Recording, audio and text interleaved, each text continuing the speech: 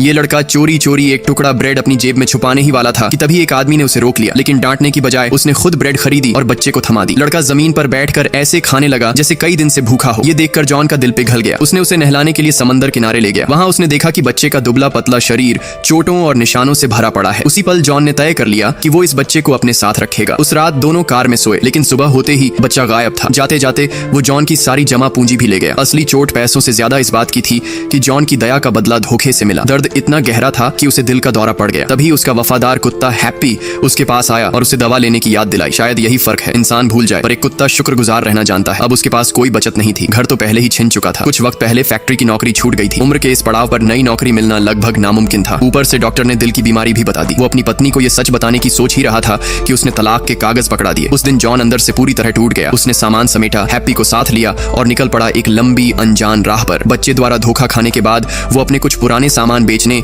Second hand shop गया, लेकिन दुकानदार ने हाथ जोड़कर मना कर दिया। मायूस होकर जब वो कार में लौटा तो देखा कि हैप्पी दर्द से सिकुड़ा पड़ा है। वो तुरंत उसे अस्पताल ले गया। इलाज के बाद हैप्पी तो बच गया, लेकिन इलाज के भारी खर्च ने जॉन को बेहाल कर दिया। मजबूरी में उसने फिर वही सामान दुकानदार को दिखाया और इस बार दुकानदार ने खरीद लिया। मिले हुए पैसों से उसने बिल चुकाया और थोड़े पैसे सफर के लिए बचा लिए। जाते जाते उसने हैप्पी को खाना खिलाने के लिए एक कैफे से थोड़ा सा खाना खरीदा। बातचीत के दौरान पता चला कि कैफे का मालिक भी कुत्तों से बहुत प्यार करता है। जॉन ने सोचा शायद यही हैप्पी के लिए अच्छा घर होगा। उसने उसका नाम लकड़ी के डॉग हाउस पर लिखा, मुस्कुराकर अलविदा कहा और पट्टा मालिक के हाथ में देकर बिना पीछे देखे चला गया। लेकिन जैसे ही कार स्टार्ट की, हैप्पी जोर जोर से भौंकने लगा। जॉन ने आदेश दिया कि चुप हो जाओ, मगर वो मानने को तैयार नहीं था। रस्सी तोड़ने की कोशिश करता रहा, सिर्फ इसीलिए कि अपने मालिक के पास पहुंच सके। ये देख जॉन की आंखों से आंसू बह निकले। आखिरकार वो हैप्पी को छोड़ नहीं पाया, मगर अब उनके पास कुछ नहीं था। कार में पेट्रोल तक खत्म हो चुका था। जॉन हैप्पी को साथ लिए इधर उधर खाने की तलाश करता रहा। जो भी कचरे में मिलता उसी से खाना बनाकर दोनों गुजारा करते। धीरे धीरे सर्दी और भूख ने जॉन को कमजोर कर दिया। उसकी बीमारी भी बढ़ती गई। एक दिन जब उसने महसूस किया